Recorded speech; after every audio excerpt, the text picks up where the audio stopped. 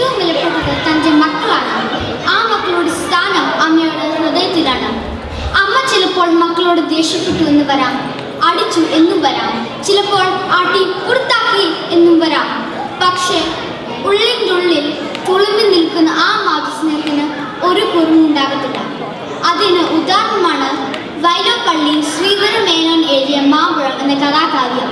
മാതൃസ്നേഹത്തിൻ്റെ മഹനീയത നിറഞ്ഞു നിൽക്കുന്ന ഈ കാവ്യത്തെയാണ് ഞങ്ങൾ ഇന്ന് നിങ്ങളുടെ മുൻപിൽ കഥാപ്രസംഗമായി അവതരിപ്പിക്കാൻ പോകുന്നത്. കഥ മാമ്പഴം.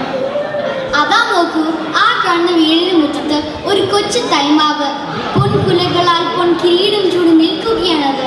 അതിൻ്റെ ചുവട്ടിൽ എന്താണ് നിറഞ്ഞു നിൽക്കുന്നത്? ഒരു കൊച്ചു കമ്പുമായി ആ മാവിൻ ചോട്ടിലായി ഒരു ബാലൻ നിന്നു കളിച്ചിടുന്നു. ആ മാവിൻ പൂവുകൾ, ആ മണിമുത്തുകൾ, ആ ബാലൻ തല്ലി പൊളിച്ചിടുന്നു. ആനന്ദചിത്തനായി ആഹ്ലാദാർദ്രനായി അതിലൊരു പൂക്കുല കൈയിലേന്തി. അതെ, ആ ബാലൻ ഒരു കൊച്ചു കമ്പുമായി ആ മാവിന്റെ പൂങ്കുലകൾ തല്ലി കൊഴിക്കുകയാണ്. ആ മാമ്പൂക്കൾ കൊഴിഞ്ഞു വീഴുമ്പോൾ അവൻ സന്തോഷത്താൽ തുള്ളി കളിക്കുകയാണ്. അല്പസമയം കഴിഞ്ഞ് അവൻ തല്ലിക്കൊഴിച്ച പൂങ്കുലകളുമായി അവൻ അമ്മയുടെ അടുത്തേക്ക് ചെന്നു. നോക്കൂ അമ്മേ, ഈ പൂങ്കുലകൾ ഞാൻ തല്ലിക്കൊഴിച്ചതാണ്. അമ്മ മുറ്റത്തേക്ക് തിരിഞ്ഞു നോക്കി. മഞ്ഞപ്പട്ട് വെച്ചതുപോലെ ആ മാമ്പൂക്കൾ മുറ്റത്താകെ ചിതറി കിടക്കുകയായിരുന്നു.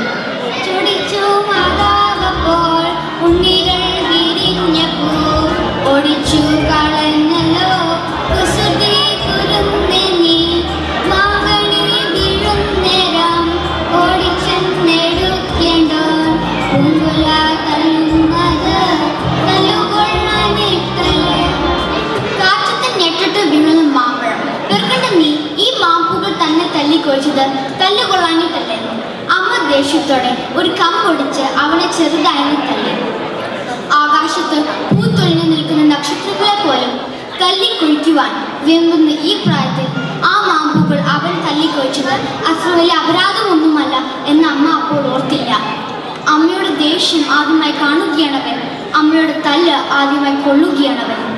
പൈതലിൻ പാപം മാറി കടനാമ്പുജം വാരി കൈരവം കാണാൻ കണ്ണു കണ്ണുനീർ തടാകമായി. നാളുകൾ പലത് കഴിഞ്ഞു, പൂവുകൾ പലത് കൊഴിഞ്ഞു, കണ്ണിമാങ്ങുകൾ വലുതായി കൊയ്ത്തും പഴുക്കാതെ നിൽക്കുകയാണ്. അണ്ണാറക്കന്മാർക്കും കിളികൾക്കും ബാലിക ബാലന്മാർക്കും ഉത്സവകാലം. അയൽപക്കത്തെ കൊച്ചു കുട്ടികൾ ഉത്സാഹത്താൽ അവതന്മാരും ചുറ്റിൽ കളിവീടുണ്ടാക്കുന്നു.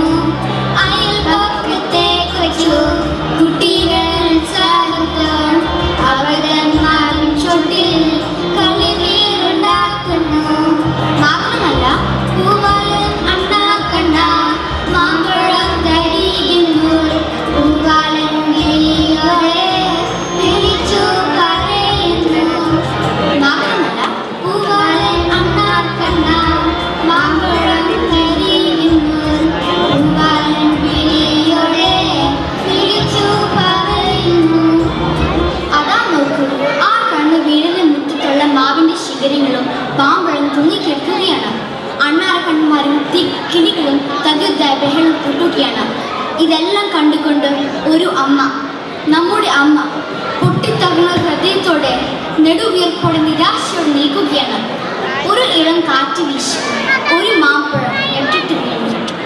അങ്കണ തൈമാവിൽ നിന്നും ആദ്യത്തെ പഴം വീഴെ അമ്മ തന്നെ ചുടുകണ്ണീർ. ആ മാമ്പഴത്തിന്റെ അവകാശം ഇപ്പോൾ അമ്മയോടൊപ്പമില്ല.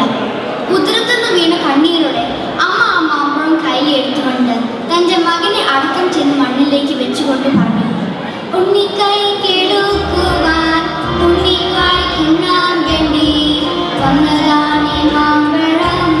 വസ്ത്രവും അറിയാതെ ദിവസം കാണിച്ചു നീ പോയതെങ്കിലും കുഞ്ഞെ. നീ മുതിർന്നാലേ അമ്മയ്ക്ക് സുഖമാകൂ.